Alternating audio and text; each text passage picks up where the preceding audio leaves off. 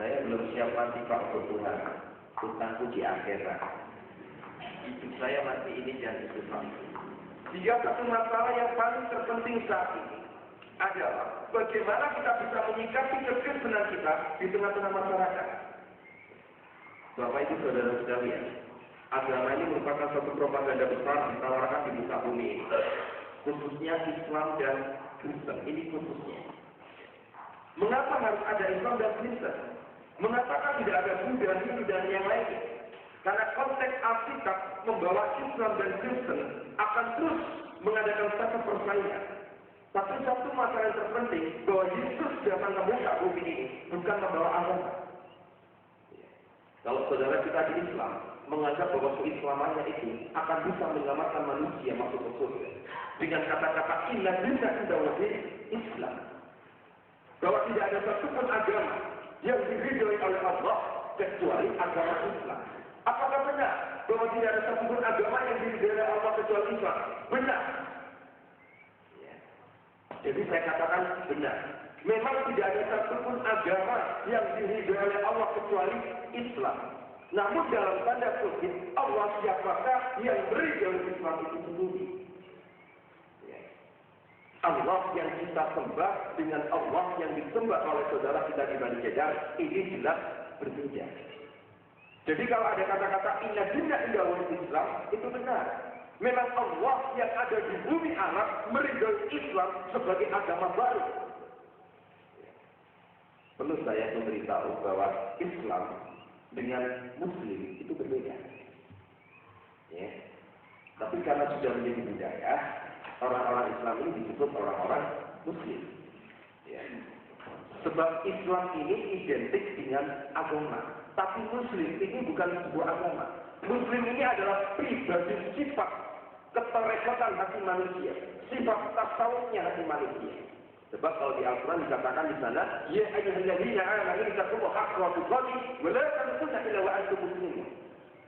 Kata-kata inna dina inda wal Islam dengan wa la tamutunna illa wa antum muslimun ini berbeda. Ya. Kalau Islam ini agama. Kalau Muslim ini bukan agama. Mulai dari zamannya Adam sampai turunnya Isa ini cuma Muslim.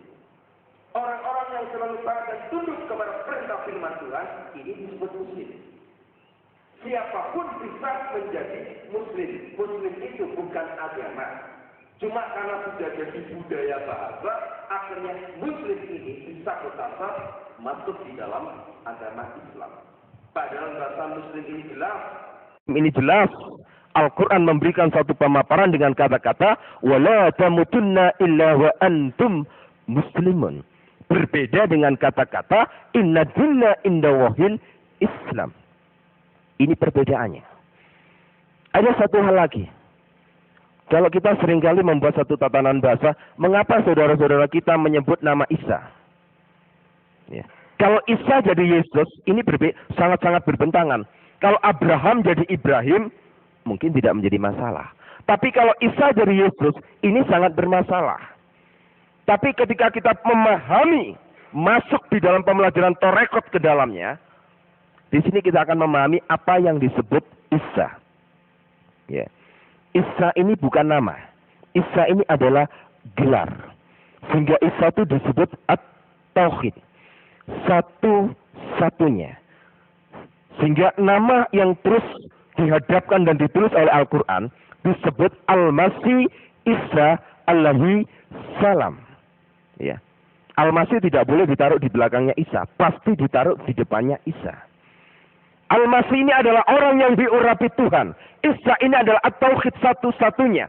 Alaihi salam itu artinya pemberi penjamin keselamatan. Sehingga Isa itu dijuluki Nabi pembawa syafaat. Ya, jadi kalau diringkes jadi satu, dia orang yang diurapi Tuhan dan satu-satunya penjamin keselamatan. Bukan salah satu. Satu-satunya penjamin keselamatan.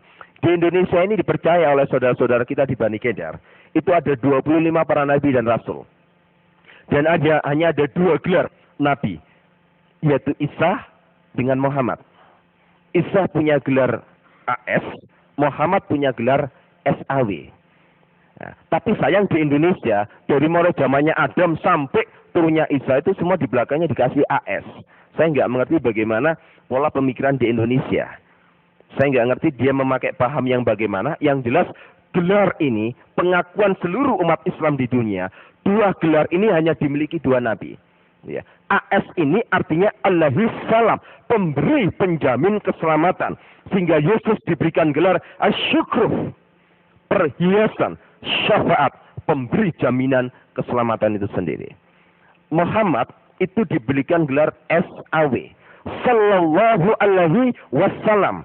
Artinya adalah peminta jaminan keselamatan. Ini perbedaannya. Sehingga Muhammad diberikan gelar Nabi pembawa salawat. Yang satu Nabi pembawa syafaat, yang satu Nabi pembawa salawat. Ya. Syafaat ini bergerak untuk memberikan doa kepada seluruh umat manusia. Salawat ini peminta doa bagi seluruh umat manusia. Ya. Setiap habis orang sholat, wajib hukumnya baca sholawat. Setiap orang habis ngaji, wajib hukumnya baca sholawat. Allahumma sholli ala syedina Muhammadin wa ala ali syedina Muhammad hu anfusakum wa alinkum naro. Ya Allah, selamatkanlah junjunganku Muhammad. Wa ala alihi, selamatkan juga sanak kadang keluarganya. Ya. Wa sahbihi, selamatkan juga para sahabatnya. Ya. Ku anfusakum wa alinkum naro. Dari ancaman Allah yang berupa neraka. Jadi kita tinggal memilih.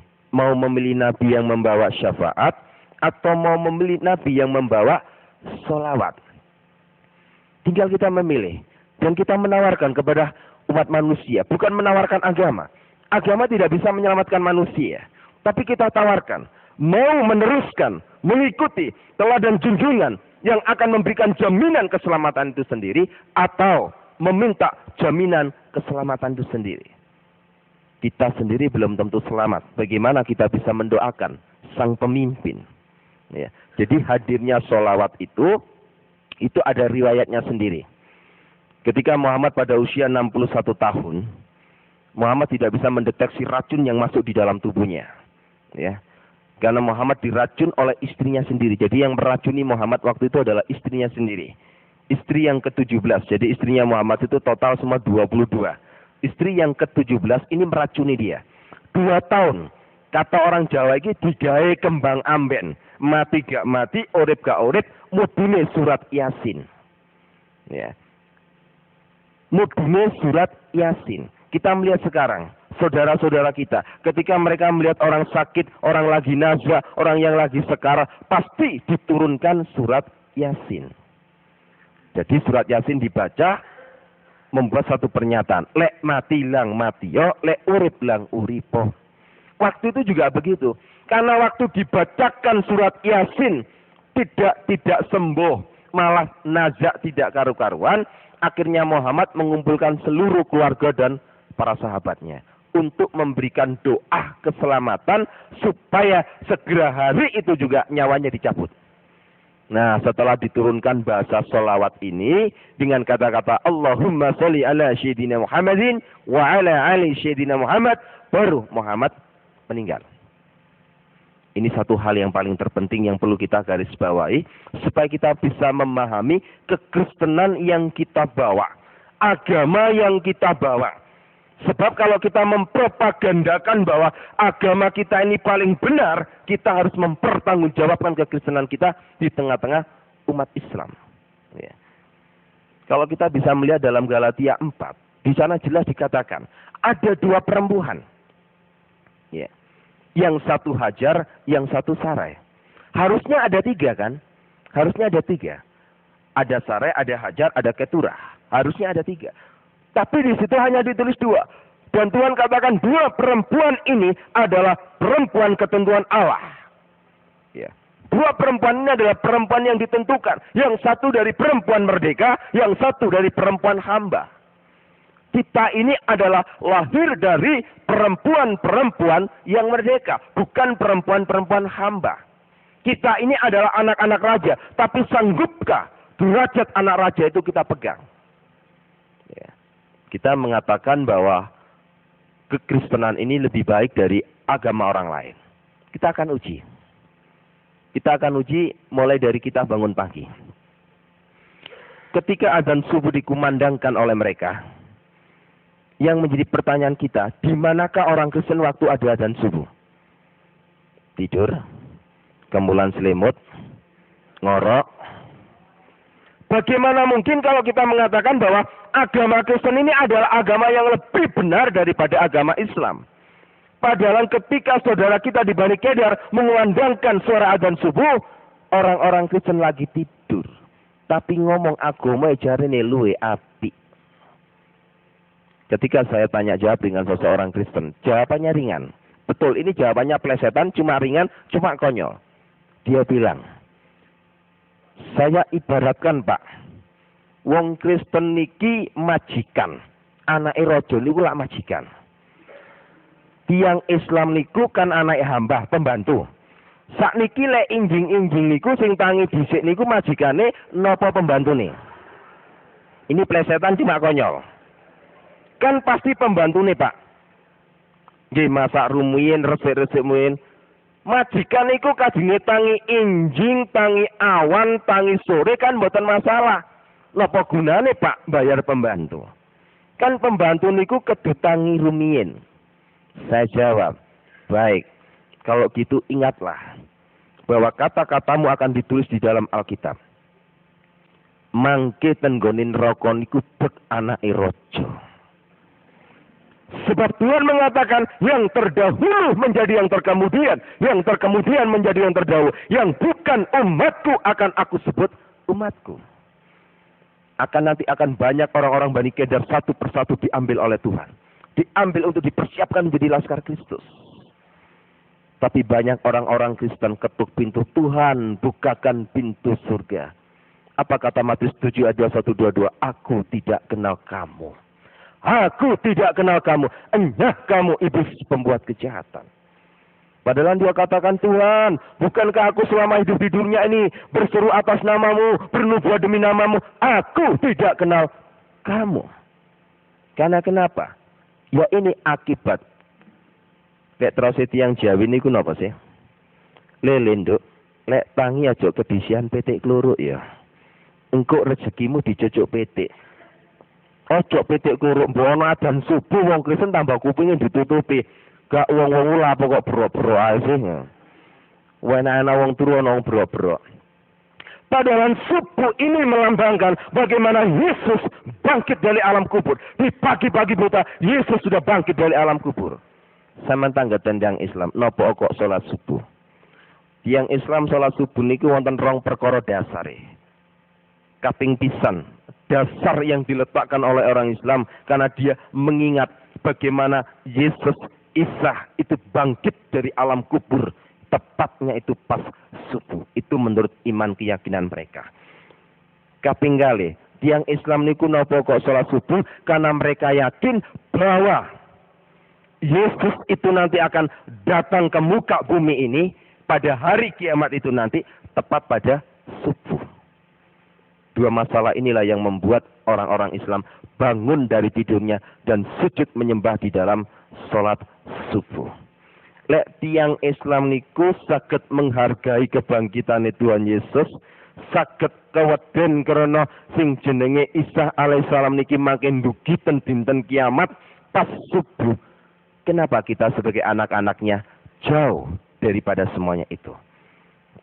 Bapak Ibu Saudara yang terkasih, ada satu masalah yang terpenting ketika saya ada di Medina sana. Ada satu hal yang terpenting bahwa orang-orang yang berangkat naik haji itu kalau pulang itu yang selalu dibawa adalah air zam-zam. Ya, itu sudah pasti air zam-zam itu nomor 1 dibawa. Nek jenengan ziarah ten gone tanggi sing langsung diki mulai kaji niku sing dipadosi pertama kali banyu zam-zam. Namun yang menjadi permasalahan saat ini, adakah kebenaran di balik air zam-zam ini? Ya. Mereka memburu air zam-zam. Dan Masjid Sunan Ampel niku air Zam-Zam 1 botol aqua itu dijual 12.500. Itu pun dioplos dengan air sumur Sunan Ampel. Begitu mahalnya mereka mengeluarkan uang puluhan juta masuk ke Medina untuk membeli air Zam-Zam. Tapi betulkah bahwa air Zam-Zam ini ada? Ini yang menjadi permasalahannya. Betulkah bahwa air Zam-Zam ini ada? Ya. Ketika kita melihat sebuah sumur di sana, sumur itu ditulis dengan tatanan bahasa alif, lam, mim. Alif itu Allah, lam itu air, mim itu kehidupan. Dipercaya bahwa sumur ini mengeluarkan sumber air kehidupan. Menungso niku sing dinteni niku banyu. Banyu niku wonten lambange tenggone Gusti Yesus. Orang Buddha itu yang dinantikan juga Yesus. Tanya ke orang Buddha. Di dalam kitab Weda 268. Di sana dikatakan bahwa seluruh umat Buddha menantikan Buddha terakhir. Saudara kita Bani Kedar juga menantikan Yesus.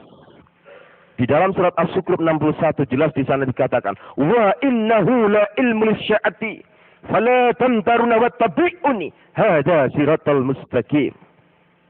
Sesungguhnya Isa hakiman adila, dia akan menjadi hakim yang adil. Ya, itu ada dalam surat As-Sukrub 61. Menjadi hakim yang adil. Fala tamtaruna wattabi'uni hadza siratal mustaqim. Apa kata Isa di sana? Ikut aku. Aku ini jalan yang lurus. Jadi Al-Quran sudah memberikan gambaran bahwa Al-Quran memerintahkan kepada seluruh umat manusia untuk ikut Isa. Belum pernah ada satupun ayat yang mengatakan bahwa Muhammad ngomong ikutlah aku. Aku ini jalan yang lurus. Itu belum pernah ada. Tapi hanya ada satu kata. Ikut aku, kata Isa. Sebab aku ini jalan yang lurus. Ya. Seringkali saudara kita dalam sholat wajib, seringkali dia yang membacakan pasti surat Fatihah. Dalam ayat yang ke-6, seringkali dibaca dengan kata-kata, ihdinas siratal mustaqim. Ya Allah, tunjukkan aku jalan yang lurus. Bagaimana cara kita bisa menginjil? Kita bawa Alkitab. Ini baca Yohanes, Tuhan Yesus ngomong, akulah jalan kebenaran dan kehidupan. Tidak masuk. Dia akan tertawa, propaganda katanya. Al-Quran bertanya, Al-Quran juga harus memberikan jawaban. Karena kenapa? 75% Al-Quran, seluruh yang ada dalam Al-Quran, 75% sumbernya diambil dari Alkitab. Seluruh yang ditulis di dalam Al-Quran tentang Yesus, tidak ada satupun kesalahan. Tidak ada satupun. Jadi jangan kira Al-Quran itu sebenarnya hanya terjadi kesalahpahaman. Contoh kecil, kalau kita melihat acara Idul Adha.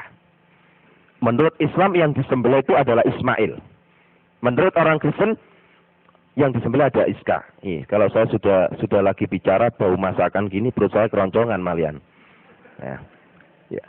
Tapi benarkah ini? Coba tanyakan ke saudara-saudara kita di Bani Kedar. Ya. Saudara kita di Bani Kedar itu kalau lagi bicara, itu pasti yang ditanya hanya satu. Endi dalile? Nah, bapak-bapak itu juga tanya begitu. Endi dalile nang Al-Quran lek sing dibeleh iku Ismail. Dudukno dalile, dudukno ayate, dudukno kitabe. Tidak ada satupun ayat yang menyampaikan bahwa yang disembelih itu adalah Ismail. Nggak ada satupun ayat. Ya.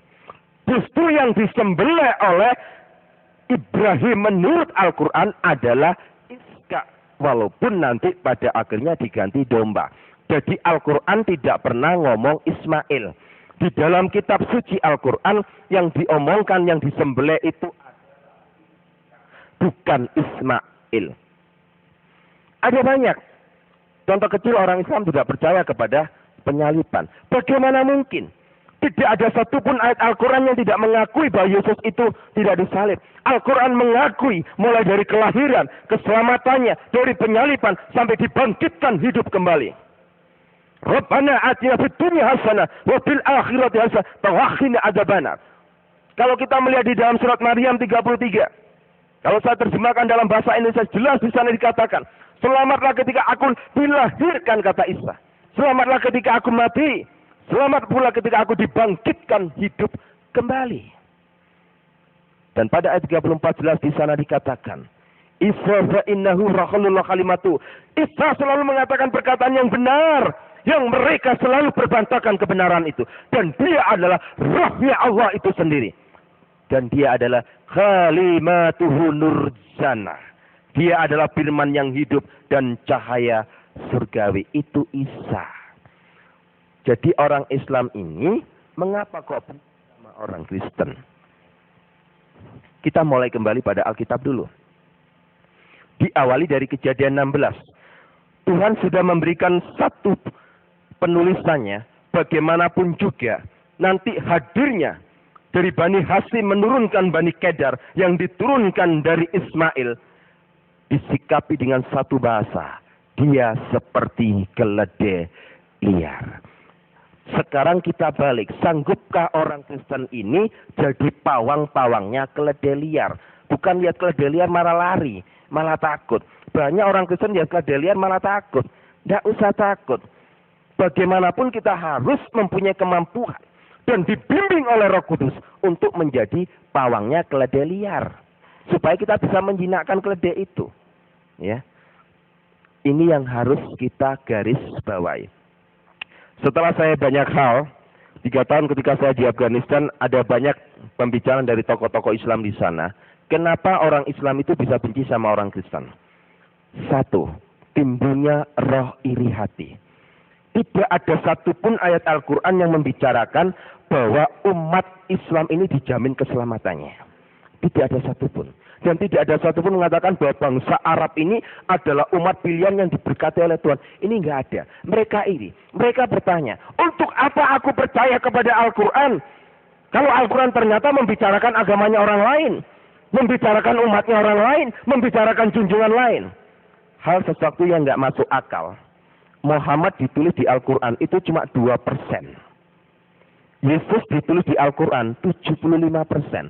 Sesuatu yang aneh. Harusnya itu Yesus ditulis 2%. Muhammad ditulis 75%. Ini keterbalikannya. Sehingga banyak orang Islam mulai berpikir. Kenapa kok bisa begini? Dia terus cari. Dia kepingin tahu diberkatilah ala Abraham, ala Yakub, ala Ishak. Dan harus ditambah ala Ismail.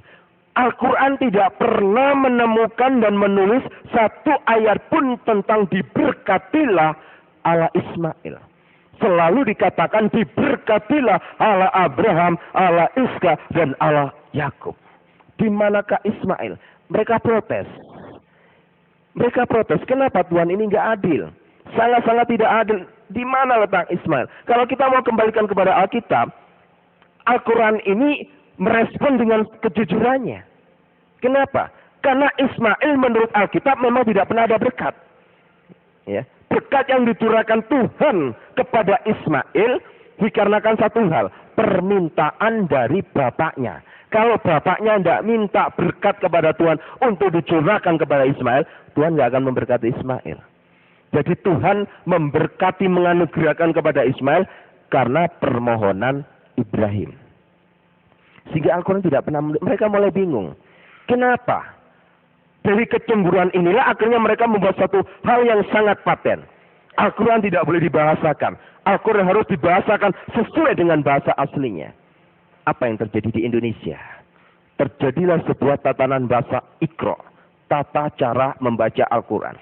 Baca tok itu sudah ibadah. Baca tok itu sudah dapat pahala. Di akhir zaman, wong Kristen melok-melokan Iqra. Alkitab cuma dipocot tok. Ora dilakoni. Kalau menurut orang Islam baca Al-Quran ini dapat pahala dan ibadah. Menurut keyakinan orang membaca Alkitab ini bukan ibadah. Ini bukanlah pahala. Sebab apa? Moco gak dilakoni ya percuma. Ya, banyak kan? Salah tafsir jemaat kepada pendeta. Pagi kita baca satu pasal. Ya sudah dibaca satu pasal. Mari ditutup sudah selesai. Enggak ubahnya kan seperti mereka. Iqra. Dan ketika sumur yang ada di sana itu disebut sumur alif lam mim. Coba periksa nanti di Al-Quran. Tidak ada satupun ahli penterjemah yang berani mengatakan ini. Enggak ada. Enggak ada. besar ini, ya, dam besar ini masuk ke Masjidil Haram, ya, masuk ke Masjidil Haram untuk tempatnya ambil air wudhu. Ya. Iya, saya teruskan. Dan air sumur yang masuk ke Masjidil Haram itu tempat untuk orang-orang air wudhu. Ya, itu di pagar betis. Jadi sumur itu tidak boleh dilihat oleh satupun juga. Jadi orang-orang yang berangkat naik haji itu hanya lihat dari luar pagar betis. Sebagai mitos dia percaya bahwa sumur itu mengeluarkan sumber air kehidupan yang disebut air Zam-Zam. Yang boleh masuk ke sumur itu melihat, yang boleh masuk di dalamnya Ka'bah itu hanya ada dua turunan, habaib dengan syekh. Ulama besar pun tidak akan boleh masuk kalau tidak mempunyai gelar habaib. Ya, habaib ini merupakan silsilah turunan. Ya, orang yang disebut habaib itu bukan sekedar orang Arab bisa disebut habaib, tidak semua orang Arab bisa disebut habaib. Jadi habaib ini memang ada silsilah. Orang kalau berani memberikan nama habaib, berarti orang itu pasti mempunyai faktor keturunan dari Muhammad itu sendiri, disebut habaib. Kebetulan kami sendiri dari keluarga habaib, jadi kami mendapat izin respon positif untuk melihat sumur itu selama saya ada 4 tahun di sana. Apa yang terjadi? Jadi di sumur yang besar itu, di dalam sumur itu tidak ada airnya, kosong, kering. Yang menjadi pertanyaan kita saat ini, lantas yang dibawa orang-orang yang pulang naik haji ini apa? Ya, padahal dia yakin diambil dari sumur ini, padahal sumur ini kosong. Ternyata dari dam yang besar ini disuling oleh orang-orang Arab. Ya, disuling untuk dijadikan air Zam-Zam. Jadi sebenarnya yang dibawa oleh orang-orang pulang dari Mekah masuk ke Indonesia ini bukan air Zam-Zam yang ada di dalam sumur ini. Tapi yang benar adalah air Zam-Zam made in PDAM Arabia. Jadi memang itu air PDAM, bukan air Zam-Zam yang ada dalam sumur ini. Sesuatu hal yang sangat mengerikan. Tapi mereka begitu percayanya, yakin. Karena kenapa? Manusia ini sangat membutuhkan sumber air kehidupan. Berapapun nilai harganya dia beli. Kita harus berbangga jadi orang Kristen. Karena kita mempunyai alas sumber air kehidupan gratis. Tapi banyak orang Kristen tidak mau dikasih gratis. Banyak tidak mau. Ya, banyak sekali tidak mau. Ya, saya pernah diundang di sebuah gereja. Saya ketika menyoroti, saya hanya memberikan satu perumpamaan. Tadi ada beberapa jemaat itu tersinggung. Ketika persembahan saya sampaikan ketika persembahan dikilikan, saya bilang, setiap persembahan di depan saudara, tangan saudara tidak memasukkan, berarti Anda sudah menolak sumber air kehidupan itu sendiri. Nah, menolak sumber air kehidupan itu sendiri, padahal gratis. Saudara kita di Islam berapa puluh juta untuk naik ke Mekah. Yang dibutuhkan cuma satu, air Zam-Zam. Ya. Orang-orang yang berangkat ke Mekah itu sebenarnya tidak lebih dari sebuah ziarah dan tur saja. Ya. Setelah itu dia putar Ka'bah, 7 kali keliling Ka'bah. Dia putar. Kalau bapak-bapak ibu-ibu lagi ke sana, kalau melihat orang-orang di sana, itu kalau kita duduk termenung, saya pernah sama teman-teman saya, beberapa santri di sana, duduk termenung sambil berpikir. Ketika orang-orang itu putari Ka'bah, lempar batu sumbro, itu mulai saya berpikir. Pikiran saya hanya satu. Kenapa permainan anak kecil ini dibawa ke sini? Coba anak kecil itu kan sunan muter-muter. Habis muter keliling Ka'bah, 7 kali keliling, setiap orang mencium Hajar Aswad. Rebutan, ngambung Hajar Aswad itu rebutan. Hajar Aswad itu dihuni dari 8.888 jin. Yang dikepali satu jin yang namanya Huda Al-Fitri. Ngambung jin rebutan. Bojone gak tahu diambung, jin diambungin nang kono. Harus gak lumayan lah wong-wonge. Ngambung jin itu lo rebutan. Nah, ini kan mulai pikiran manusia ini perlu diperiksakan ke psikiater. Jin diambung rebutan. Ya betul, orang mencium Hajar Aswad itu tidak semua orang naik haji bisa. Rebutan itu Hajar Aswad ya. Habis mencium Hajar Aswad, berangkat beberapa kilo, ambil batu. Nah, ini kan bulinannya arek cilik nih. Ambil batu, di situ ada batu besar. Di sini ada tembok sedikit pemisah, di sini ada batu kerikil. Zumbro. Batu kecil dia batu gede. Kayak. Jadi dia melempari terus batu-batu itu dianggap. Jadi dia melempar. Disebut pelemparan batu zumbro. Mulai hati saya bertanya, ketika orang-orang itu percaya bahwa setiap pagi batu zumbro kerikil itu ada di situ lagi. Dan tanyalah orang itu pada juru kunci. Apa jawabnya orang-orang di sana? Batu zumbro niki mudhun swarga. Saya mulai berpikir, mosok Gusti Allah ku ngurusi kerikil untuk swarga. Coba kita berpikir, swarga iki lho apa nggone kerikil? Mosok Gusti Allah iki gak duwe kerikil nang bumi. Cek adohe ngedokno kerikil tutup. Ini hal yang gak lazim. Padahal apa? Setiap hari itu dibuat lempar habis. Habis. Tapi setiap malam batu yang dilemparkan sana dibawa juru kunci lagi dimasukkan sini lagi. Ya, perputaran. Dan orang-orang yang naik haji ke sana itu saya mulai berpikir, kenapa ya mereka kok begitu ya? Sampai-sampai di sana itu banyak orang yang menghadap kepada makamnya Nabi Muhammad itu banyak. Ada yang minta pesugihan, ada yang minta supaya tokonya laris, ada yang minta proyeknya bisa berhasil, ada yang minta nomor togel. Banyak hal di sana. Iya, banyak hal. Sampai-sampai ada seorang, sebab masalah di sana itu banyak tengkulak-tengkulak pedagang-pedagang yang gaya menipu. Orang Indonesia ini kan mudah dibodohi. Kejelekannya orang Indonesia ini percaya pada mitos yang over berlebihan. Tasbih, orang Arab tuh nggak kenal sama tasbih. Di Masjidil Haram tuh nggak ada orang sholat pakai tasbih, itu nggak ada. Adanya di Asia Tenggara khususnya Indonesia. Jadi tasbih itu diambil dari Indonesia, dibeli oleh orang-orang Arab dari Arab, dibeli lagi sama orang-orang Indonesia. Kan bingung nggak? Wong-wong ki bingung. Tasbih ini digawe puter-puteran. Tapi dia yakin, dia nggak peduli tasbih ini dari mana saja, asal tersentuh dengan tanah suci Mekah, dia yakin ada kekuatan di sana. Nah inilah, satu hal mulai saya bertanya dalam hidup saya. Sumur ini saja sudah membohongi umat manusia. Tapi satu hal, ada rasa iba dan prihatin. Mengapa saudara-saudara kita ini yang saat ini membutuhkan air kehidupan, kita yang memegang air kehidupan, kenapa kita tidak memberikannya? Mereka saat ini haus. Ya, apa yang ditulis yang diramal oleh kitab Nabi Amos, Tuhan katakan jelas di sana. Pada akhir zaman nanti itu, Tuhan akan menurunkan kelaparan dan kehausan. Tapi bukan kelaparan dan kehausan akan makanan minuman, tapi kelaparan dan kehausan akan firman Tuhan. Saat ini saudara kita di Bani Kedah itu lapar dan haus. Kitalah sebagai pemegang kunci. Jangan takut. Jangan takut. Orang Bani Kedah itu nggak perlu ditakuti. Nggak usah takut. Waktu mati ya sudah mati, nggak masalah. Ya. Nggak usah takut kita jadi orang Kristen. Kita mati hari ini pun tidak masalah. Tuhan sudah sediakan rumah di surga. Asal ojo ninggali utang dhisik nang donya. Ninggali utang payah. Tagih nang akhirat nanti. Bapak Ibu Saudara yang terkasih. Satu hal yang ada di Mekah sana tidak pernah merubah hidup saya untuk menjadi orang Kristen. Tidak.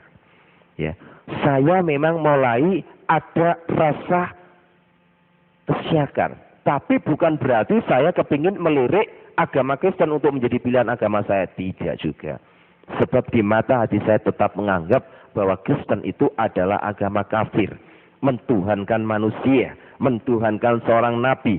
Tuhan kok punya anak. Berbagai banyak hal. Sehingga mulai saya menyelidiki. Untuk melihat Yesus sebagai Tuhan, tidak bisa melalui sekolah teologi. Saya nggak percaya. Sangat-sangat nggak percaya kalau sekolah teologi bisa membuktikan bahwa Yesus itu Tuhan. Saya pun tidak percaya kalau sekolah teologi bisa membedah Allah Trinitas. Mulai zaman kecil saya sampai sekarang, perdebatan Allah Trinitas terus terjadi. Karena kenapa? Terlalu banyak teori. Kekristenan kita ini hanya ada satu, memiliki Roh Kristus. Kita punya talenta, punya karunia. Apa saja kalau hati kita nggak ada Roh Kristus, itu namanya pembohong. Apapun yang kita perbuat, Roh Kudus akan bekerja. Ketika saya diundang oleh Kiai Haji Mansuri di Pondok Pesantren Al-Fatah di Pasuruan pada tanggal 11 November waktu itu. Pertemuan membahas ala Trinitas. Banyak orang teologi mengatakan itu kayak matahari, kayak rokok, kayak apalagi. Banyak perumpamaan ala Trinitas. Semua difatalkan. Saya hanya katakan, subhanallah. Ala Trinitas adalah ala Trinitas. Tidak bisa disamakan dengan satupun. Allah yang saya sembah adalah Allah yang esa. Allah yang saya sembah, Allah yang tidak bisa dilihat. Sampai sekarang anak saya Nur Saida itu, anak saya yang pertama, ya, dia anak pertama yang baru masuk di sekolah SMA Negeri 5 Surabaya, itu barusan masuk Kristen. Tapi dia sudah memenangkan banyak jiwa teman-temannya. Dia sudah dibentuk menjadi laskar yang begitu kokoh. Ketika anak saya didatangi oleh teman-temannya Islam di SMA, dia tanya, kebetulan di ruang tamu ada sebuah poster gambarnya Tuhan Yesus. Anak-anak saya ditanya oleh teman-temannya, ini adalah jebakan, berhati-hatilah. Kalau kita sampai orang Islam bertanya kepada kita, itu gambarnya siapa? Kita akan jawab, itu gambarnya Tuhan Yesus. Jangan salahkan kalau orang Islam ngomong bahwa kita ini orang kafir. Ya, berhati-hatilah, itu gambarnya Tuhan Yesus. Loh, Tuhan kok bisa digambar? Kan logis ya, sangat logika. Masa Tuhan bisa digambar? Jadi harus kita melihat satu ruang lingkup di mana kita berbicara. Kalau kepada saudara kita di Bani Kedar, jangan sekali-kali bilang itu adalah gambar Tuhan Yesus. Tapi sampaikan, berdasarkan dalam surat Al-Anas ayat 2 dan 3, ia adalah Malikinas. Yesus iku rojoni menungso. Dia adalah Ilahinas. Ilahi menungso ilahi. Yesus adalah ilahi manusia, dia adalah manusia ilahi. Yang digambar, yang dilukis ini adalah manusia adanya. Tapi dia adalah ilahi itu sendiri. Disebut ilahinas. Ilahi manusia, manusia ilahi. Orang Islam gak akan bisa jawab. Tapi kalau kita tetap ngotot iki gambari Tuhan, dia tetap akan memprotes kita. Wong Tuhan kok iso digambar? Lah lek Tuhan iku digambar, wong Kristen iku kafir. Masa bisa Tuhan digambar? Tuhan itu sesuatu sinar, cahaya yang enggak mampu ditelaah oleh mata manusia. Bagaimana mungkin bisa digambar? Jadi yang digambar ini adalah ilahin nas. Dia adalah Isa innahu. Dia adalah Rasulullah itu sendiri. Dan dia adalah Khalimatuhu. Dia adalah firman yang hidup. Ini satu hal yang menjadikan satu perbendaharaan hidup saya ketika saya habis dari Medina di Afghanistan. Saya keluar, saya dipersiapkan untuk menjadi laskar jihad. Ya. Sebelum saya menjadi laskar jihad, saya benar-benar dibentuk. Waktu itu ada di Ambon. Ya, saya bersama Ustadz Jafar waktu itu. Karena laskar-laskar jihad ini merupakan sebuah laskar yang memang dipersiapkan betul untuk menghadapi kelompok-kelompok orang-orang Kristen. Terus lahirlah EPI itu sendiri. Pada saat itu Jawa Timur masih kosong. Kosong, masih belum ada gerakan orang EPI sama sekali. Belum ada orang gerakan EPI sama sekali, sehingga Habib Rizki waktu itu memanggil saya. Saya disampaikan bahwa seluruh Dewan Pengurus yang ada di EPI meminta saya untuk memimpin menjabat EPI di Jawa Timur. Karena tugas EPI harus diserahkan kepada orang yang punya gelar habaib. Kalau nggak ada embel-embelnya habaib, tidak boleh. Akhirnya saya pimpin. Karena pemimpin EPI harus mempunyai banyak kriteria. Salah satunya tidak pernah kenal kompromi. Tidak pernah kenal kompromi sama sekali. Bengis, licik, picik. Itu sudah saya program. Pada tanggal 10 Januari pada tahun 2004 ketika saya diangkat menjadi ketua EPI di Jawa Timur ini, saya sudah persiapkan begitu detailnya. Tugas saya hanya satu, hancurkan kelompok kristenisasi di Indonesia. Dan saya akan hadapi setiap gerakan-gerakan orang-orang Kristen di Indonesia. Siapapun juga dia, saya akan hadapi. Dan rencana jahat saya ini sudah mulai saya timbulkan program untuk membuat satu kekacauan, untuk membuat satu pengeboman, untuk membuat satu ini dan itu. Saya meminta data pada kasus tahun 96 di Surabaya, saya sudah berikan data lengkap. Dan saya sudah punya nama daftar nama-nama gereja yang sudah saya persiapkan untuk saya sikat habis. Saya sudah siapkan, rapatkan barisan, Saya siap kontak di Sukun. Kebetulan markas saya ada di Malang, di Sukun. Ya, 500 meter dari Sekolah Alkitab Nusantara. Itu markas besar saya sampai sekarang tetap berdiri teguh. Mereka setiap hari Kamis kumpul, selalu pakai jubah, pakai celana 3/4. Banyak itu dalam kepimpinan saya, sekarang dipimpin oleh Ustadz Kusnul. Ya. Satu kepimpinan saya persiapkan. Tapi apa yang terjadi? 2004 adalah tahun persiapan saya untuk menghancurkan orang-orang Kristen. Saya nggak mengerti mengapa saya benci kepada orang Kristen. Saya tidak mengerti. Hanya saya ditanamkan oleh guru saya bahwa orang Kristen itu kafir. Walau terdoan kal Yahudi wala Nasoro. Hata tatabiya minatam. Wong Yahudi ku nggak ubah kalau babi. Wong Kristen itu nggak ubah seperti anjing. Dia adalah haram. Penanaman itu tertanam dalam hati saya. Sehingga saya katakan orang Kristen ini memang orang pembuat kerusuhan. Kebencian saya semakin mendalam. Saya persiapkan betul. Nah, kebetulan saya sendiri terlibat dalam Dewan Pengurus sebagai penasihat paguyuban paranormal. Nah, waktu itu Ki Joko Bodo sempat ngepel saya. Habib, boleh nggak saya meminta sesuatu untuk mendampingi saya untuk melacak golekan Kencono bersama beberapa teman paranormal. Akhirnya saya iakan.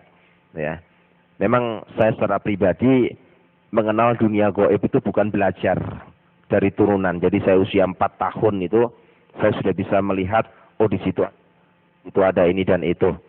Sehingga ketika LATV membuka satu peran tim pemburu hantu, kami terlibat di dalamnya untuk menjadi tim pemburu hantu di sana. Ya, mungkin yang sering kali lihat LATV tidak akan asing karena rambut saya waktu itu masih panjang. Ya, tapi sekarang sering kali di siaran tayang, di siaran tunda ulang, terus itu terjadi di LATV. Saya nggak tahu apa motivasinya, tapi saya biarkan aja. Saya merasa juga nggak dirugikan dalam hal itu. Satu masalah yang sangat terpenting waktu itu. Tepat pada tanggal 29 Maret, saya bersama rekan-rekan untuk mengambil golekan Kencono itu. Ya, apa yang terjadi? Nah, rata-rata orang yang bisa mengambil itu kan ada satu kekuatan yang disebut ilmu rogo sukmo. Jadi melepaskan rogo dari sukmanya ini. Keluar, masuk ke alam lain. Pada tanggal 29 Maret itulah pertemuan saya pertama kali dengan Yesus. Saya ambil, terus saya lacak, saya baca segala bentuk cara. Saya nggak menemukan apa-apa. Di belakang saya ini ada yang pegang pundak saya. Assalamualaikum Makhurus. Suara itu sangat menggema. Dan saya yakin suara itu tidak pernah saya rasakan selama saya mengenal dunia jin. Ya. Ketika tangan itu menyentuh pundak saya, ada sebuah power yang masuk. Saya ini seringkali mengislamkan jin. Karena selama itu saya punya 182 jin yang saya islamkan yang menjadi santri saya. Jadi ngajinya sama saya. Nah, itu. Jadi saya itu senang mengislamkan jin. Lebih-lebih kalau pikiran saya sudah sumpek di dunia, saya masuk ke alam jin. Karena alam jin itu cantik-cantik, beda dengan Gondoruo. Ya, kalau Gondoruo itu tidak ada yang cantik, semua jelek-jelek. Ya, kalau jin itu orangnya di sana itu memang cantik-cantik. Sehingga orang-orang dari paranormal kalau sudah masuk ke alam jin, banyak kan. Paranormal itu banyak menikah dengan bangsa halus itu banyak menikah dengan jin. Paranormal yang pikirannya sudah EQ-nya sudah jongkok sampai menikah dengan Gondoruo pun juga sering terjadi. Ya, padahal bersentuhan saja saya rasanya juga bagaimana kan? Sebab Gondoruo itu dari jarak radiasi jauh gitu baunya sudah tercium. Jadi Gondoruo itu baunya arus amis gitu. Makanya di desa-desa kan kadangkala ada suaminya meninggalkan istrinya, terus ada yang datang persis suaminya, ya kan? Nah Gondoruo itu pintar mendo-mendo jadi orang lain, tapi dia nggak bisa merubah kakinya. Jadi mulai wajah sampai kaki ini bisa. Jadi lutut ini sampai ke bawah tetap kakinya Gondoruo. Jadi dia hanya bisa merubah dari sini sampai ke atas dia bisa merubah. Ini seringkali kejadian ya, seringkali kejadian. Ada banyak memang ya. Saya seringkali ditanyakan oleh orang Kristen, Pak, apakah betul Nyi Loro Kidul itu ada? Saja betul. 1 bulan saya 2 kali. Karena saya ada ikatan perjanjian darah dengan Nyi Loro Kidul. Jadi Nyi Loro Kidul itu bukan mitos, bukan cerita dongeng rakyat, bukan. Nyi Loro Kidul itu memang betul-betul ada. Saya yang jadi saksinya. Saya melihatnya sendiri, saya melihat kerajaannya sendiri, semuanya itu ada. Karena itulah kekuatan iblis. Ya, setan itu semuanya bisa berubah-berubah dalam segala hal. Ya, segala bentuk kekuatan apapun itu ada. ya. Sampai orang-orang paranormal ada yang menjual selendangnya Gondoruo, ya. Banyak, itu asli dari sana memangnya. Sampai jual toyol. Zaman saya dahulu toyol itu dijual 5 juta. Sekarang toyol itu sampai 10 sampai 20 juta, tergantung kesaktiannya. Kalau yang betul-betul ekspor impor, toyol itu sampai 30 juta per biji. Ya. Betul ini. Toyol itu mahal, ya. Betul. Toyol itu mahal. Ya, per ekor itu bisa sampai 30 juta. Kalau kesaktiannya itu bisa menembus dari 3 dimensi, itu sampai 30 juta. Jadi toyol itu juga punya ilmu. Kalau yang paling murah itu 10 juta. Paling murah. Ya, paling murah. Biasanya kalau paling murah itu yang jadi korban istrinya. Ya, istrinya itu tubuhnya enggak pernah bisa gemuk, kurus saja. Karena kenapa? Toyol ini sering ngempeng. Kata orang Jawa itu ngempeng, ya. Ngempeng ke istrinya. Ya. Berhati-hatilah, ya. Jadi kalau ada orang kurus perempuan, berhati-hatilah, jangan sampai ngingu toyol, ya, jangan sampai. Ini bahaya, ya. Ini sesuatu yang bahaya. Bapak-bapak, ibu, saudara sekalian, satu hal yang sangat perlu kita garis bawahi. Setelah Tuhan memberikan satu hal kepada saya toleh ke belakang. Toleh ke belakang, dia menyodorkan tangannya. Inikah yang kamu cari? Sebelum saya masuk ke alam gaib, itu yang namanya golean kencono itu sudah diseket. Gambarnya seperti demikian. Tapi di tangan orang itu, saya tidak melihat gambar seperti golean kencono. Persis seperti roti. Ya, saya mulai berpikir, bukan itu yang saya cari. Dia tetap ngomong, ambil ini. Dia tetap ngotot. Saya hanya melihat tangan waktu itu. Tangan dan suara. Tangannya ini penuh dengan sinar yang saya tidak bisa lukiskan. Saya tidak bisa menerima itu. Karena saya nggak bisa menerima, waktu habis. Orang Rogo Sukmo ini ada sebuah waktu. Kalau waktunya habis, dia tidak kembali ke tubuh jasadnya, ini tubuhnya akan hancur. Jadi saya kembali lagi, omong punya omong. Nah, waktu itu Ki Jogobodo tanya pada saya, Habib, kira-kira sudah bisa deteksi? Sudah. Saya cerita kepada Ki Jogobodo, apa yang terjadi? Paranormal itu berbeda dengan Ustadz. Ya, kalau paranormal itu juga bukan orang Islam. Kayak Ki Jogobodo itu bukan orang Islam. Jadi sholat juga enggak, megang Al-Quran juga enggak. Karena kenapa? Rata-rata kalau asli paranormal, itu tidak percaya pada surga dan neraka. Termasuk Ki Jogobodo, Ki Gendeng Pamungkas. Itu termasuk orang-orang yang tidak percaya kepada surga dan neraka. Tapi aneh. Ketika saya sampaikan kepada Ki Jogobodo menyampaikan kepada saya, Habib, apa yang Habib lihat itu tadi, itu adalah lambang swarga. Ya, ini saya terjemahkan karena beliau kalau ngomong sama saya bahasa Jawa. Habib, sing jenengan tinggal ini kumo sakjane wujude swarga. Saya mulai berpikir, orang yang tidak percaya kepada surga dan neraka, dia bisa membuat pernyataan bahwa itu adalah wujud, widatul wujud dari Nurjana itu sendiri. Terus saya bilang, tolong deteksi, ya, deteksi tangan siapa yang menyentuh saya. Bukan apa-apa, sekedar bahasa orang yang lagi putus asa. Saya mau balik lagi ke jasad saya. Akhirnya dalam hati saya waktu itu mulai baca. Subhanallah. Terus saya baca. Walhamdulillah. Saya terus membacakannya. Subhanallah. Maha suci Engkau ya Allah. Aneh. Tak pocono surat jin mendatangkan kekuatan itu gak teko-teko. Tapi ketika saya baca Subhanallah. Maha suci Engkau ya Allah. Dia datang. Ini mulai jadi perhitungan saya. Di pojokno surat jin gak teko, di pojokno maha suci datang. Ketika datang saya dalam kondisi tertunduk. Saya merasakan datang itu biasanya memang orang-orang ahli gaib itu merasakan ada kekuatan angin besar. Itu dia rasakan, itu datang. Nah, ketika datang, dia langsung katakan satu hal kepada saya. Tanpa tedeng aleng-aleng, dia langsung sampaikan satu kata kepada saya. Ya ayyuhalladzina amanu. Tubilah tobatana surah. Hai makhluk, bertobatlah kamu. Sesungguh-sungguhnya engkau bertobat kepada aku. Saya tanya, siapa kamu? Saya dalam keadaan kontak batin. Dia nggak mau memberitahu saya.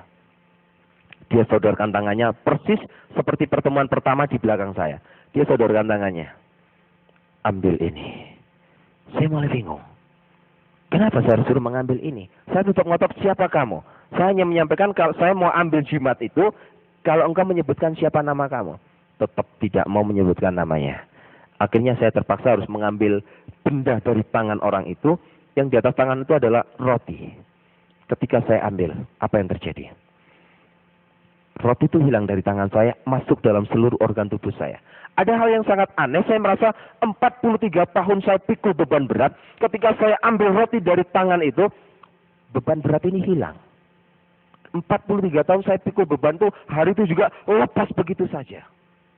Saya mulai merasakan, begitu indahnya. Kalau saya boleh pinjam bahasanya orang Jawa, setelah saya ambil jimat itu, ada kekuatan yang luar biasa. Pikulan ini hilang, beban ini hilang. Saya merasakan ada sebuah kedamaian yang tidak pernah saya miliki selama hidup. Sebab kedamaian dan kebahagiaan selama 43 tahun itu adalah sebuah kedamaian yang hampa, semu, palsu. Tapi setelah saya menerima jimat itu, saya merasa ada satu kekuatan yang Masya Allah, luar biasa. Akhirnya saya tanya, siapa kamu? Baru dia katakan kepada saya. Dia katakan